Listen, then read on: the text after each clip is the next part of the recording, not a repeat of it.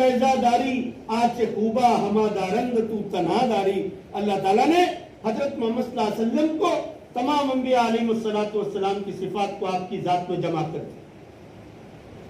یوسف علیہ السلام کا حسن بڑا معروف، دنیا میں آج تک ان کے جیسا حسین و جمیل کوئی پیدا نہیں ہوا. ایسا حسن اللہ تعالیٰ نے حضرت یوسف علیہ السلام کو عطا فرمایا. حضرت عیسیٰ کو ید بیضا دیا، جس کا تذکرہ میں نے ابھی کیا کہ کون سا معجزہ ان کو ملا. حسن یوسف دم عیسیٰ ید بیضا داری آج خوبا ہما دارند تو تنہا داری. یوسف علیہ السلام کا حسن، عیسیٰ کا ید بیضا، موسیٰ کا کلام اور مختلف انبیاء علیہ السلام کو دی گئی صفات، سب کے سب اکیلے محمد رسول اللہ صلی اللہ علیہ وسلم کو اللہ پاک نے عطا فرمایا. جبریل فرماتے جس کی عکاسی شاعر نے کی ہے، آفاق ہے گردی دام مہر پتا ورزی دام بسیار خوب دی دام لیکن تو چیز دیگری. جبریل کہتے ہیں میں نے آسمانوں کی سیر کی ہے، ساتوں آسمانوں کا چپا چپا میں نے چھانا ہے، زمین کے ذرے ذرے سے میں واقف ہوں. میں نے مشرق و مغرب اور شمال جنوب کی سیر کی ہے، لیکن حضرت محمد رسول اللہ صلی اللہ علیہ وسلم کی شخصیت کا دیدار اس سارے جو زمانے میں مجھے نہیں ملا. جو صفت، جو شخصیت، جو مقام، جو مرتبہ اور جو اہمیت اور جو ذات آپ کی ہے، ایسی ذات میری نظر سے نہیں گزری.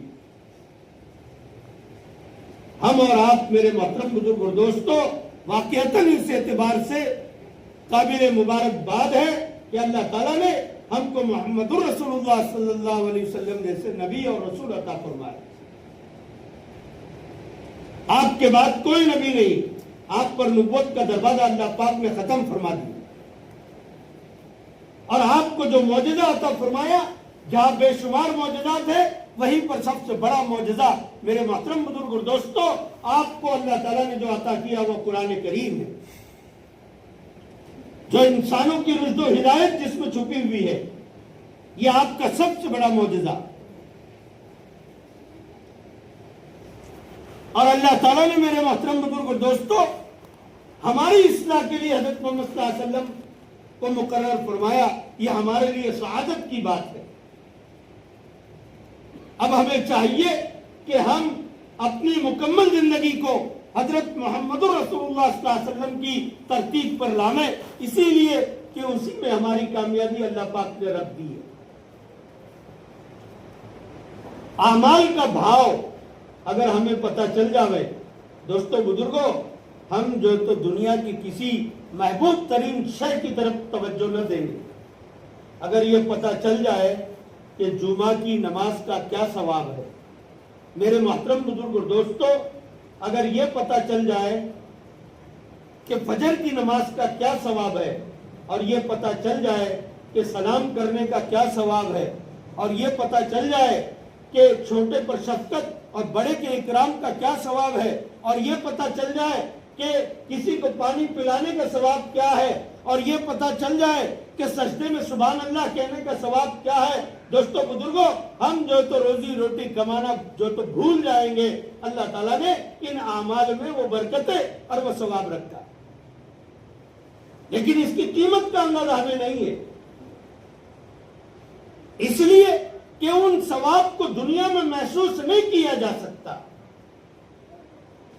2 رکعت پر ملنے والا ثواب، وضو کرنے پر ملنے والا ثواب، دوستو بزرگوں کسی کا تعاون نصرت کرنے پر ملنے والا ثواب، زکوٰۃ کے ادا کرنے پر ملنے والا ثواب، حج کرنے پر، عمرہ کرنے پر ملنے والا ثواب، اور فرائضوں کو ادا کرنے اور سنتوں کے ادا کرنے پر ملنے والا ثواب، اس کو ہم دنیا میں محسوس نہیں کر سکتے. اس لیے اس کے بدلے کی جگہ اللہ پاک نے آخرت بنائی ہے، اس لیے کہ آخرت میں اس کا احساس ہمیں ہوگا. اعمال کی قیمت کا اندازہ آخرت میں ہوگا، اس کے ثواب کا اندازہ آخرت میں ہوگا. دنیا میں رہ کر کے اس کا اندازہ نہیں ہو سکتا. نکاح کا ثواب کیا؟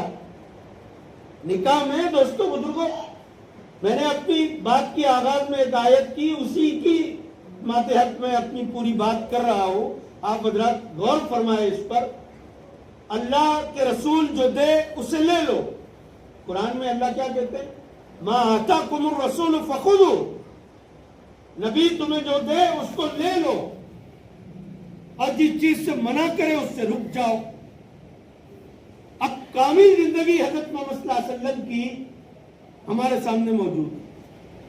پوری زندگی، آپ کی صبح شام، آپ کی دن رات، آپ کا سفر، آپ کا حضر، آپ کی تنہائی، آپ کی اجتماعیت، آپ کے غزوات، آپ کی محنت، آپ کی دعوت، آپ کی جدوجہد، سارے نقشے دوستوں بزرگوں امت کے سامنے موجود ہیں. ہمارا کام یہ ہے کہ ہم حضرت محمد صلی اللہ علیہ وسلم کی بتلائی ہوئی زندگی گزارنے کی ترتیب کو اپنی زندگی میں لائیں تو کامیابی ملے گی. ورنہ دوستوں بزرگوں اپنی من چاہی زندگی پر اللہ رب العزت نے کسی قسم کا کوئی وعدہ نہیں فرمایا. اسی لیے اللہ تعالیٰ نے قیامت تک آنے والے انسانوں سے خطاب فرمایا، اے لوگوں، اگر تم مجھ سے محبت کرنا چاہتے ہو تو میرے بھیجے ہوئے رسول اور نبی حضرت محمد صلی اللہ علیہ وسلم کی اتباع کرو. یحببکم اللہ ویغفر لکم ذنوبکم، تو میں تم سے محبت کروں گا اور تمہارے تمام گناہوں کو معاف کر دوں گا. نبی کی اتباع میں اللہ تعالیٰ نے دو چیزوں کا اعلان کیا ہے. قل ان کنتم تحبون اللہ فاتبعونی یحببکم اللہ ویغفر لکم ذنوبکم. رسول کی اتباع میں دو چیزیں، ایک اللہ کی محبت. ہم دعاؤں میں اللہ تعالیٰ سے اس کا حسن و جمال، اس کی محبت مانگتے نہیں مانگتے. ملتی کیا؟ اللہ جسے عطا کر دے ایک الگ چیز ہے. اللہ تعالیٰ نے اپنی محبت، اپنی پسندیدگی، اپنی رضا، اپنی چاہت حضرت محمد رسول اللہ کے طریقوں میں رکھی ہے. دوستوں بزرگ، ہم چاہتے ہیں کہ اللہ ہم سے راضی ہو، خوش ہو، اللہ ہماری طرف متوجہ ہو، اللہ ہمارا ناصر و حامی ہو، تو ہمیں چاہیے کہ رسول اللہ صلی اللہ علیہ وسلم کی تعلیمات پر عمل کرے. اسی کے اندر اللہ کی محبت، اللہ کی نصرت، اللہ کی مدد، اللہ کی چاہت، اللہ کی رضا چھپی ہوئی ہے. اور ہم زبانی دعویٰ کریں گے اللہ کی محبت کا، وہ نہیں ملے گی. اس کے لیے اللہ نے شرط رکھ دی، محمد رسول اللہ کا طریقہ. وہ طریقہ زندگی میں آئے گا، ایٹومیٹک اللہ تعالیٰ اپنے رضا کا اعلان کرے گا، اور اللہ تعالیٰ کی رضا رحمت کی طرح ہمیں ڈھونڈتے ہوئے آئے گی اور ہماری طرف متوجہ ہو جائے گی. ہر چیز میں اللہ کے رسول صلی اللہ علیہ وسلم کی ترتیب ضروری ہے. چاہے ہم تجارت کر رہے ہو، چاہے ہم کھیتی باڑی کر رہے ہو، چاہے ہم مزدوری کر رہے ہو، چاہے ہم کسی کی ملازمت کر رہے ہو، ہر شعبے میں رسول اکرم صلی اللہ علیہ وسلم کس طریقے سے جو ہے تو زندگی گزارنے کا حکم فرما رہے ہیں. اس علم کو حاصل کرنا مزدور ہے تو مزدوری کا طریقہ سمجھے، حاکم ہے تو حاکمیت کا طریقہ سمجھے، کاشتکار ہے تو کاشتکاری کا طریقہ سمجھے. دوستو بزرگوں، ہر شعبے کے لیے رسول اکرم صلی اللہ علیہ وسلم کی زندگی کھلی کتاب کی طرح. ہم اس کا مطالعہ کریں، اور جس فیلڈ میں ہم ہیں، اگر ہم مزدور ہیں تو ہمارے لیے شریعت کے کیا احکامات ہیں اس کو جاننے کی ہم فکر کریں، اس پر عمل پیرا ہونے کی ہم کوشش کریں. پھر دیکھیں اللہ کا تعاون، اللہ کی نصرت، اللہ کی مدد. شادی بیاہ میں عام طور سے دوستوں بزرگوں ہم جو ہے تو مال کو دیکھتے ہیں، مال کو، اونچے خاندان کو دیکھا جاتا ہے، مال کو دیکھا جاتا ہے، اور آخری چیز حسن کو دیکھا جاتا ہے.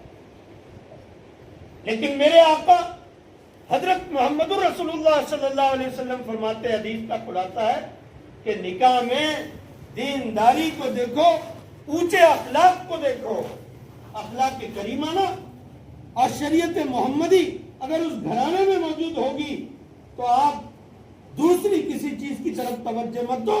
پھر جو تو نکاح تو متعین کر دو۔ علماء فرماتے ہیں حسن کو دیکھ کر نکاح کرنا عیسائیوں کا کام ہے۔ صرف حسن دیکھا اور شریعت نہیں دیکھی، اس کے حسن جمال کو دیکھ کر کے نکاح کیا ہے تو ممکن ہے اولاد عیسائیوں کی طرح زندگی گزارے گی۔ اور مال کو دیکھ کر کے نکاح کرنا یہودیوں کی عادت ہے، ممکن ہے کہ مال کی لالچ میں اگر نکاح کیا ہوگا اولاد یہودیوں کے نقش قدم پر چل پڑے گی۔ اور اونچے خاندان اور مال میں ہندوؤں کی رسم رواج ہے، اولاد ہندوؤں کی طرف پر چلے گی۔ لیکن اگر نکاح کے انتخاب میں اور شادی بیاہ کے کرنے میں دین کو دیکھا، شریعت کو دیکھا، تو اولاد حضرت محمد رسول اللہ صلی اللہ علیہ وسلم کی متبعی بنے گی، نہ صرف متبع بنے گی بلکہ آپ کے دین کی ہادی اور مہدی بنے گی۔ دوستوں، حضرت حسن بصری رضی اللہ تعالیٰ عنہ کو کھٹی حضرت عمر رضی اللہ تعالیٰ عنہ نے پلائی۔ حضرت حسن بصری کو حضرت عمر رضی اللہ تعالیٰ عنہ نے کھٹی پلائی، اور یہ سنت ہے۔ بچہ جب پیدا ہو جائے تو کسی اللہ والے کے ہاتھوں سے جو تو اس کو کھٹی دی جاتی ہے، چبا کر کے کھجور کھلائی جاتی ہے یا انگلی سے شہد چٹایا جاتا ہے۔ تو حضرت حسن بصری کو حضرت عمر ابن خطاب رضی اللہ تعالیٰ عنہ نے کھٹی دی، اور ان کی والدہ ایک خادمہ تھی، اور حضرت ام سلمہ رضی اللہ تعالیٰ عنہ کی جو تو خدمت کیا کرتی تھی۔ حضرت ام سلمہ ہم سب کی ماں، زوجہ رسول محمد صلی اللہ علیہ وسلم، اور وہ کھٹی کے وقت حضرت عمر ابن خطاب رضی اللہ تعالیٰ عنہ نے حضرت حسن بصری رضی اللہ رحمۃ اللہ علیہ کو ایک دعا دی، اللہم فقہہ فی الدین، یہ اللہ اس بچے کو دین کی سمجھ عطا فرما۔ اور دوسری دعا دی، اس کی محبت لوگوں کے دلوں میں ڈال دے۔ چنانچہ آپ دیکھیں دوستوں بزرگوں، حضرت حسن بصری رحمت اللہ علیہ کا دور، ہر چھوٹا بڑا مرد و عورت ان کو اپنی جان سے زیادہ چاہتا تھا، ان کی محبت کے چرچے تھے، لوگ دلی محبت ان سے فرمایا کرتے تھے۔ اور فقہ فی الدین کا یہ اثر رہا دوستوں بزرگوں کہ اللہ تعالیٰ نے دین کا ایسا فہم عطا کیا، ایسا فہم عطا کیا دوستوں بزرگوں کے اپنے زمانے کے سب سے بڑے ولی اور کامل ولی جو ہے تو گزرے۔ نکاح صحیح ہوگا، شریعت سنت کو دیکھ کر کے نکاح کیا جائے گا تو میرے محترم بزرگوں دوستوں جو اولادیں پیدا ہوگی وہ محمد الرسول اللہ صلی اللہ علیہ وسلم کے دین کے داعی بنیں گے اور دین کو پھیلانے کا ذریعہ بنیں گے، اور ان کی نسلوں میں انشاءاللہ اللہ تعالیٰ بڑے بڑے اولیاء کو پیدا کرے گا اگر ہم نے نکاحوں کو دینداری دیکھ کر کے کیا، اور مال دولت اور اونچے خاندان کو دیکھ کر کیا تو دوستوں بزرگوں اس سے کچھ ہاتھ میں نہیں آئے گی، نافرمان اولاد ملے گی جو بعد میں چل کر کے تمہارے اپنے دین کو بھی چھوڑ بیٹھے گی۔ اس لیے عزیزوں بزرگوں دوستوں میرا عنوان ہی یہ تھا کہ جو رسول دے اس کو لے لو، اور جس سے منع کرے اس سے رک جاؤ۔ تو ہمیں چاہیے دوستوں بزرگوں کہ ہماری پوری زندگی حضرت محمد رسول اللہ صلی اللہ علیہ وسلم کی جو ہے تو بتلائی ہوئی تعلیمات کے مطابق گزرے۔ ہم کوشش کریں کہ ہم ہر کام حضور صلی اللہ علیہ وسلم کی بتلائی ہوئی تعلیمات کے مطابق کریں گے انشاءاللہ۔ اللہ تعالیٰ کہنے سنت زیادہ